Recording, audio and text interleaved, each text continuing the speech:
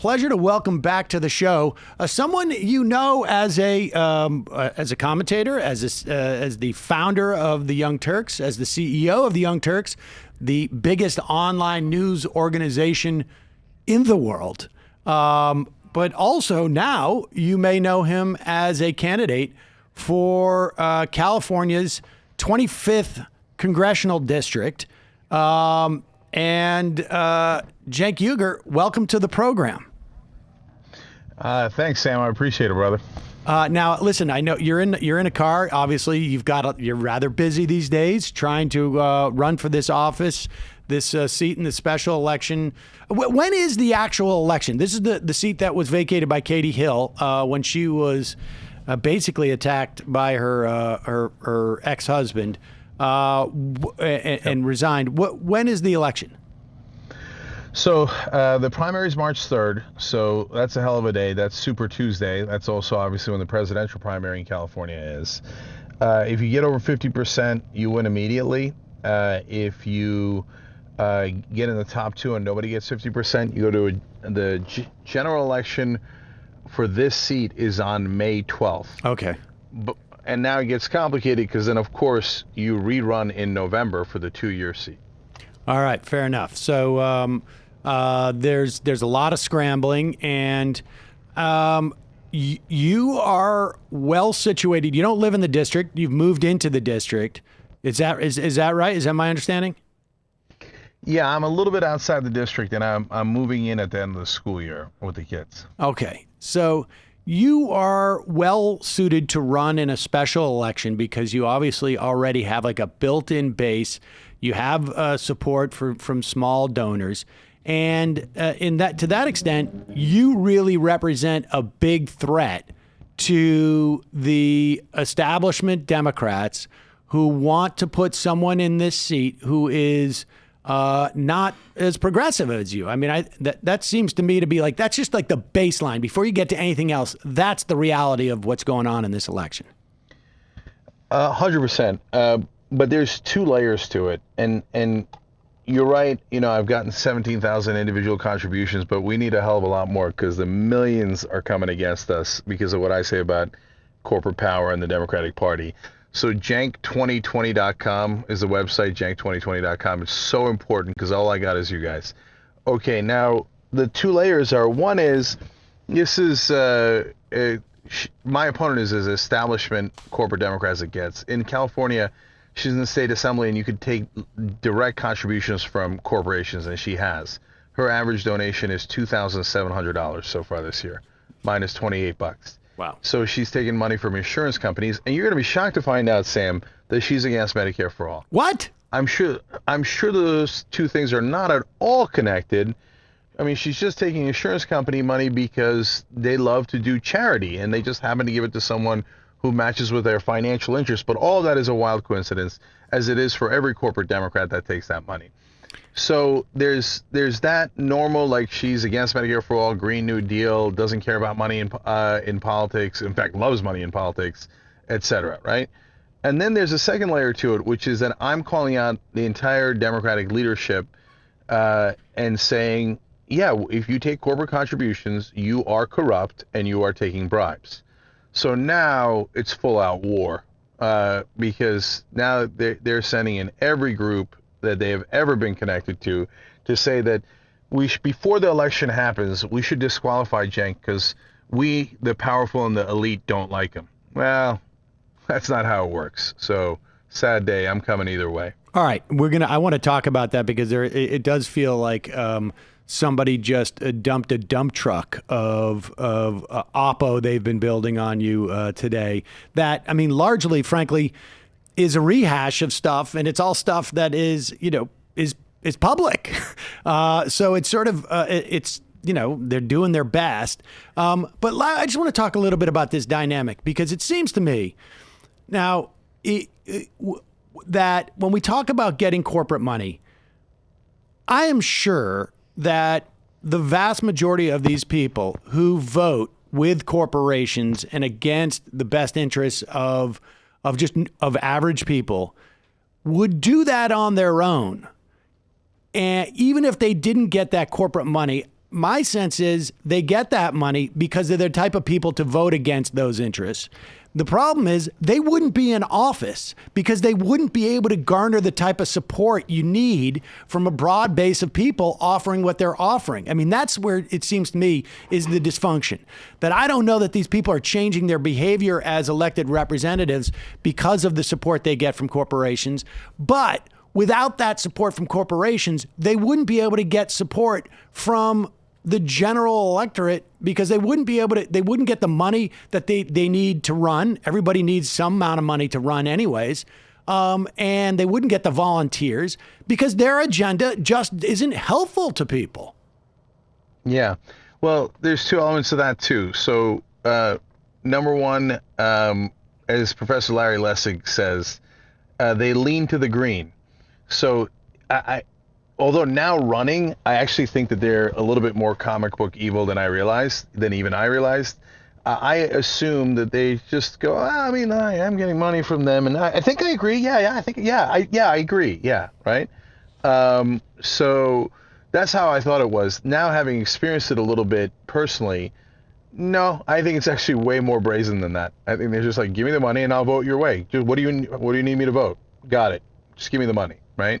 So I've seen it. But there's another layer to it too. Sam, even if you're right, so Sheldon Adelson gave millions of dollars to a bunch of Republicans and said, I need you to say that gambling online is immoral, but gambling at my casinos in person is the most wonderful family values thing you can do. Now, was there 1 or 5 people out of the 330 million people in the country that actually believe that? Maybe, right? Well, yeah, I mean, it's nice to spend time with family and not be so isolated, but right. So while you but lose those 5 guys raise their hands and go, yeah, I think gambling online is immoral, but gambling in the casinos are the best thing you could do. They go, oh, okay, we found the 5 guys who agree with us. Give them $30 million. Okay, and that really doesn't make it any better at all, even in that best case scenario. Right. All right. Well, fair enough. And this is one of the things, obviously, that you're fighting for, and this is why it's such a big threat. And I have to say, like, it is quite clear the size of a threat that you represent to them when you open up your hometown paper and you see that you are attacked for stuff like that. We said you dealt with, it seems to me, years ago. I know that the Cernovich tried to get you on a lot of this stuff. You tell folks what it is exactly that you're being accused of. Yeah. So there's 2 layers to that too. One is the old blogs that I deleted 15 years ago. Not when I was running for office, not when I got caught. I didn't, right? I deleted them on my own because I didn't agree with them. They find it, Cernovich and the alt-right find it on the Wayback Machine on things that have been deleted from the internet. They put it out there and they did that line of attack. So if you've never seen those blogs and you see that from when I was trying to be politically incorrect Republican, I 100% apologize. And one very sincere form of that apology was deleting all that stuff 15 years ago. So anyone who watches this show knows that's not me at all, right? In fact, they hate me for being too progressive. How disingenuous is it for them to pretend that I'm not progressive enough? Preposterous. It's obviously not the real issue. So you deal with that, but the press loves it. I was talking to LA Times yesterday, and that reporter said, no, I don't want to talk about the issues. I only want to talk about this. Well, okay, well, that's at least clear. And so, because they have access to all these politicians, and the politicians don't want to talk about Medicare for all. They don't want to talk about Green New Deal because the Democrats aren't going to do it. Newsflash, Democratic leadership hates Medicare for all, right. Hates Green New Deal. They will never, ever do it unless you defeat them. The way to defeat them is exactly this election. Exactly. Because if you send people a message saying, I don't give a damn what character assassinations you guys do. We said Medicare for all. We said get money out of politics. We said Green New Deal, and we didn't stutter. Okay. So if they throw all this stuff at me and it doesn't work and I win anyway, oh my God, that's going to be a cannon shot straight across the heads of Washington, D.C. So Cenk2020.com. I'm not kidding. This is everything. Now, the second layer of it is they are now trying to find videos from Young Turks, and they are stretching and stretching. So the number one thing they're going to is, I had David Duke on and I shredded him. Sam, nobody can relate to this more than you, because you invite right-wing monsters to debate you. They usually run. In this case, Duke came on and I beat back every garbage, anti-Semitic, racist thing he said.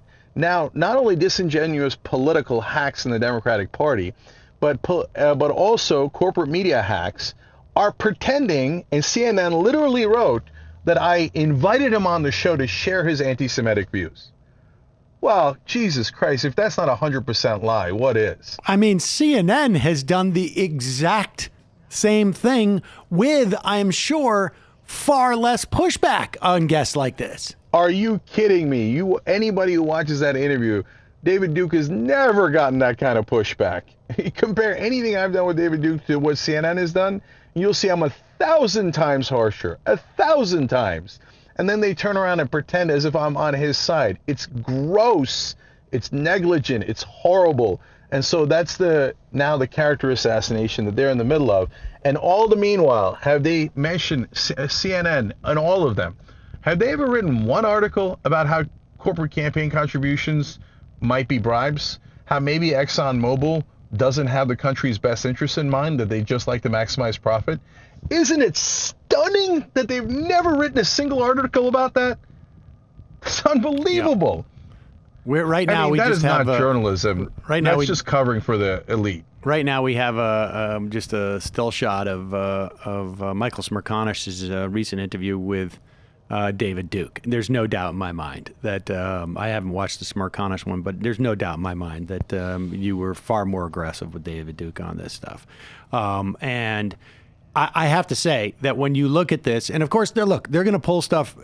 If people want to pull stuff from this show over the course of the 15 years I've been doing this, and I know you've been doing your show, close, I think, to 18 years, they're going to find stuff that, particularly in narrow contexts, are going to sound frivolous or stupid or, and I'm sure they're going to go through your entire oeuvre. But if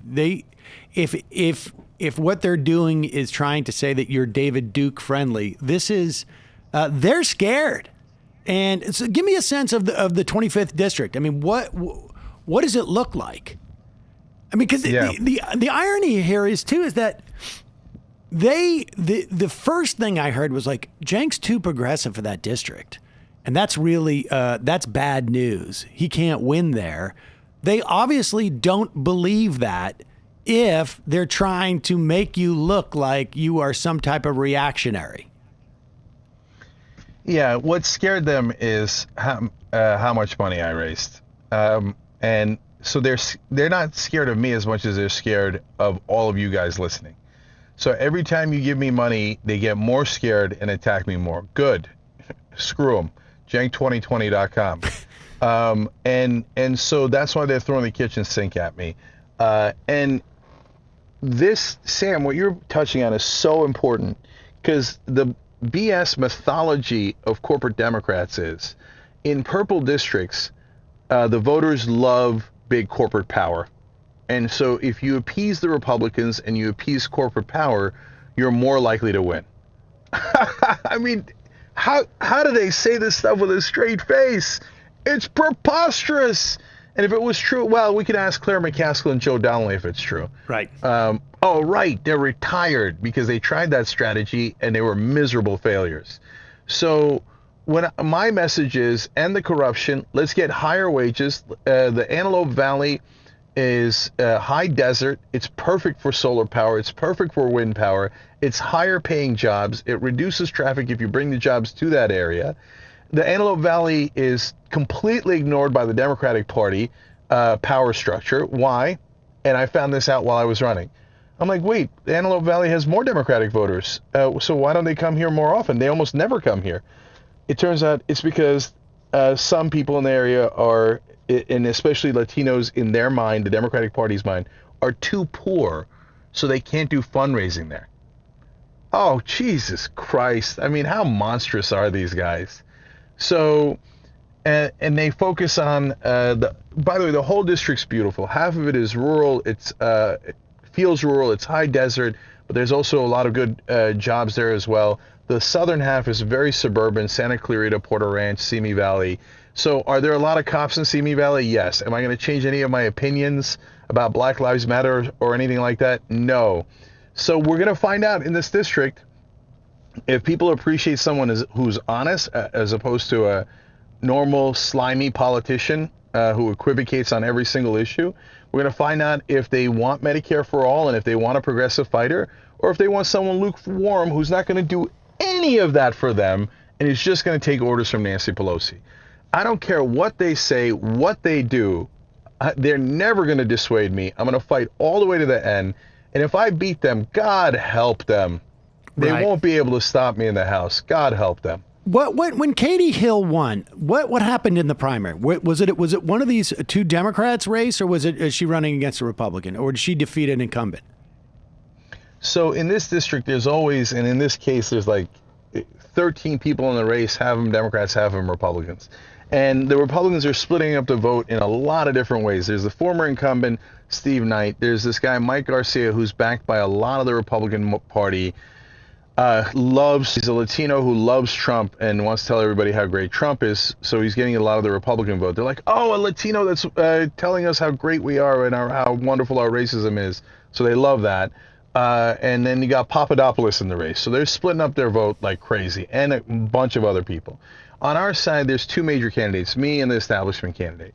So it is very, very likely, and happens almost every time, that a Republican and a Democrat advance in the jungle primary. So if I'm up against Steve Knight, they could try all this stuff all they like. This guy votes with Trump 99% of the time. This district voted for Hillary Clinton by 7 points. Wow.